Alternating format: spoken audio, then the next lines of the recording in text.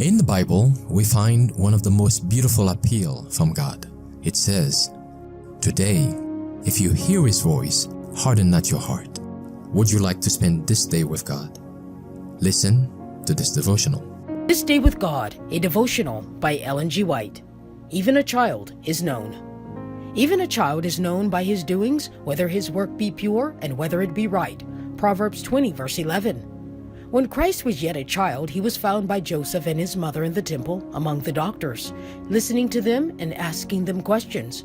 By his questions, he threw great light into their minds.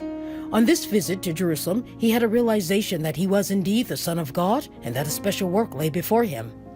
When his mother said to him, "Son, why hast thou thus dealt with us? Behold, thy father and I sought thee sorrowing."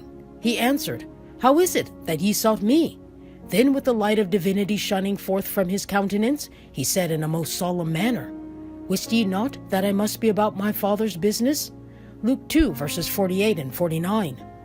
And although after this he returned to Nazareth and was subject to his parents, yet he did not lose the realization of his future work, the knowledge that he must labor to save the lost. He knew that he must keep faithful watch over every faculty, that Satan might not obtain one jolt of advantage.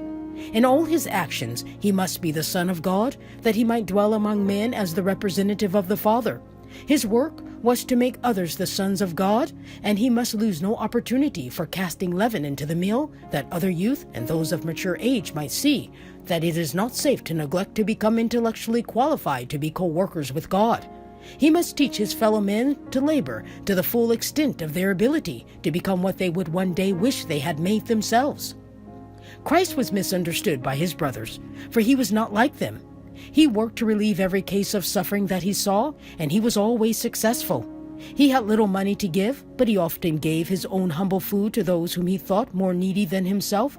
His brothers felt that his influence went far to counteract theirs, for when they spoke harshly to poor degraded souls with whom they came in contact, Christ sought these very ones and spoke words of encouragement to them. If when in the family circle he could do no more, he would, as quietly and secretly as possible, give the wretched beings he was trying to help the cup of cold water and then place his own meal in their hands.